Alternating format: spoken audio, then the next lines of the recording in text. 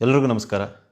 ದಾವಣಗೆರೆ ವಿಧಾನಸಭಾ ಉಪಚುನಾವಣೆ ಏನು ನಡೀತಾ ಇದೆ, ಈ ಒಂದು ಕ್ಷೇತ್ರದಲ್ಲಿ ಒಂದು ಚುನಾವಣೆಯಲ್ಲಿ ನಿಮಗೆಲ್ಲ ಗೊತ್ತಿರೋ ಹಾಗೆ ನಮ್ಮ ಸ್ವಾಭಿಮಾನಿ ಬಳಗದಿಂದ ನಾನು ನಮ್ಮ BJP ಕ್ಯಾಂಡಿಡೇಟ್ ಶ್ರೀ ಶ್ರೀನಿವಾಸ ದಾಸ್ ಕರಿಯಪ್ಪನವರಿಗೆ ಸಂಪೂರ್ಣವಾದಂಥ ಒಂದು ಬೆಂಬಲ ಕೊಟ್ಟಿದ್ದೇನೆ.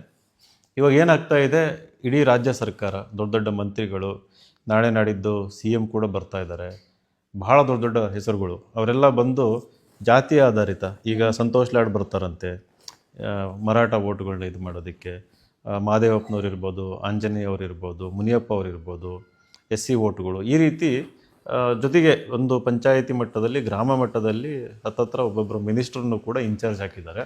ಆ ಎಲ್ಲ ವೋಟ್ನು ಟರ್ನ್ ಮಾಡಿ ಹೆಂಗಾದರೂ ಮಾಡಿ ಶಾಮನೂರು ಕುಟುಂಬದ ಸಮರ್ಥ ಅವರನ್ನು ಗೆಲ್ಲಿಸ್ಕೋಬೇಕು ಅಂತಂದು ದೊಡ್ಡ ಮಟ್ಟದ ಒಂದು ಹೋರಾಟ ಸರ್ಕಾರ ಮಾಡ್ತಾ ಇದೆ ಶಾಮನೂರು ಕುಟುಂಬದ ಪರವಾಗಿ. ಜೊತೆಗೆ ದೊಡ್ಡ ಮಟ್ಟದ ಇನ್ವೆಸ್ಟ್ಮೆಂಟ್ ಕೂಡ ಮಾಡ್ತಾ ಇದ್ದಾರೆ. ಸೊ ಹೀಗಿದ್ದಾಗ BJPನೂ ಕೂಡ ಸುಮ್ಮನೆ ಕೂತಿಲ್ಲ, ದೊಡ್ಡ ಮಟ್ಟದ ಹೋರಾಟ ಮಾಡ್ತಾ ಇದೆ.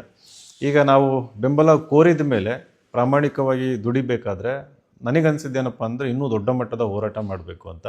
ಸೊ ಆ ಒಂದು ನಿಟ್ಟಿನಲ್ಲಿ 3ನೇ ತಾರೀಕಿಂದ 3, 4, 5, 6 ಅಂದರೆ ಏಪ್ರಿಲ್ 3, 4, 5, 6 4 ದಿನ ಈ ಕ್ಷೇತ್ರದ ಪ್ರತಿಯೊಂದು ಹಳ್ಳಿಗೂ ಕೂಡ ನಾನು ಪಾದಯಾತ್ರೆ ಮೂಲಕ ಹೋಗಿ, ಪಾದಯಾತ್ರೆ ಅಂತಂದರೆ ಎಲ್ಲೂ ಕಾರತ್ತಲ್ಲ, ಒಂದು ಹಳ್ಳಿಯಿಂದ ಶುರು ಮಾಡಿದರೆ ಪಕ್ಕದ ಹಳ್ಳಿಗೂ ಕೂಡ ನಾವು ನಡ್ಕೊಂಡೇ ಹೋಗ್ತೀವಿ.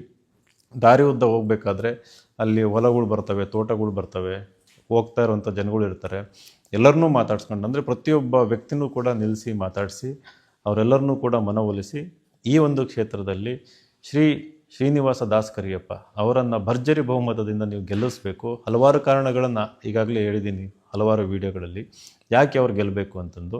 ಒಬ್ಬ ಬಡ ಕುಟುಂಬದಿಂದ ಬಂದಂಥ ಶ್ರೀನಿವಾಸ ದಾಸ್ ಕರಿಯಪ್ಪ, ST ಸಮಾಜಕ್ಕೆ ಸೇರಿದಂಥ ಶ್ರೀನಿವಾಸ ದಾಸ್ ಕರಿಯಪ್ಪ ಒಬ್ಬ ಸಾಮಾನ್ಯ ಕಾರ್ಯಕರ್ತ, ಅವರನ್ನು ಗುರುತಿಸಿ BJP ಟಿಕೆಟ್ ಕೊಟ್ಟಿದೆ.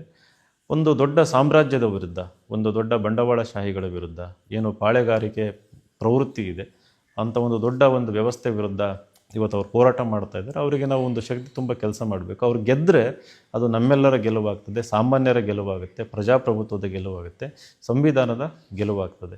ಸೊ ಆ ಒಂದು ನಿಟ್ಟಿನಲ್ಲಿ ಅವರು ಗೆಲ್ಲಲೇಬೇಕೆಂದು ಹಠ ತೊಟ್ಟಿರುವಂಥ ನಾವು ಪ್ರತಿಯೊಬ್ಬರು ಕೂಡ ಇದನ್ನು ನಾನು ಮುಂಚೆನೂ ಹೇಳಿದ್ದೀನಿ, ನಮ್ಮ ನೈತಿಕ ಜವಾಬ್ದಾರಿ, ಸಾಮಾಜಿಕ ಜವಾಬ್ದಾರಿ ಅಂತ ತಗೊಂಡು ಕೆಲಸ ಮಾಡಬೇಕು. ಹಾಗಾಗಿ ನಾನು ಈ ಪಾದಯಾತ್ರೆ ಮೂಲಕ ಹಳ್ಳಿ ಹಳ್ಳಿಗೆ ಹೋಗಿ ಪ್ರತಿಯೊಂದು ಹಳ್ಳಿನಲ್ಲೂ ಸುಮಾರು 1 ರಿಂದ 2 ತಾಸು ಕಳೆದು, ಬೆಳಗ್ಗೆ 7 ಗಂಟೆ ಶುರುವಾಗಿ ಸಾಯಂಕಾಲ 9 ರಿಂದ 10 ಗಂಟೆ ತನಕನೂ ಇದು ಅಭಿಯಾನ ನಡೀತದೆ. ಬೇರೆ ಬೇರೆ ಜಿಲ್ಲೆಗಳಿಂದ, ತಾಲೂಕುಗಳಿಂದನೂ ಕೂಡ ಜನ ಬರ್ತಾರೆ. ಸುಮಾರು ಒಂದು 400-500 ಜನ ಒಂದು ತಂಡ ಕಟ್ಕೊಂಡು ಈ ಒಂದು ಪಾದಯಾತ್ರೆ ಮಾಡಿ, ಇದಕ್ಕೆ BJPಯವರ ಒಂದು ಬೆಂಬಲ ಕೂಡ ಇದೆ. BJPಯವರು ಬೆಂಬಲ, ಅವರ ಕಾರ್ಯಕರ್ತರು ಕೂಡ ಬರ್ತಾರೆ. ಆಮೇಲೆ ಆ ಹಳ್ಳಿನಲ್ಲಿರುವಂಥ BJPಯವರು ಬರ್ತಾರೆ. ಜೊತೆಗೆ ಯಾರು ಅನ್ಡಿಸೈಡೆಡ್ ವೋಟರ್ಸ್ ಇರ್ತಾರೆ, ಯಾರು ಯೂತ್ ಫಸ್ಟ್ ಟೈಮ್ ವೋಟರ್ಸ್ ಇರ್ತಾರೆ, ಅವರೆಲ್ಲರನ್ನೂ ಕೂಡ ಮನ ಪರಿವರ್ತನೆ ಮಾಡಬೇಕು. ಹಾಗೆಯೇ ಹಿಂದೆ ಕಾಂಗ್ರೆಸ್ಸಿಗೆ ವೋಟ್ ಹಾಕ್ತಿದ್ದರು, ಶಿವಶಂಕರಪ್ಪ ಅವರು ಇದ್ದಾಗ ಅವರ ಗೌರವಕ್ಕೆ ಹಾಕ್ತಾಯಿದ್ರು. ಬಟ್ ಈಗ ಮತ್ತೆ ಅವ್ರದ್ದೇ ಕುಟುಂಬ ಅಂತ ಅಂದಾಗ ಭಾಳ ಜನ ವಿರೋಧಿಗಳಿದ್ದಾರೆ, ಅವರನ್ನ ಕೊಂಡುಕೊಳ್ಳೋ ಪ್ರಯತ್ನ ನಡೀತಾ ಇದೆ.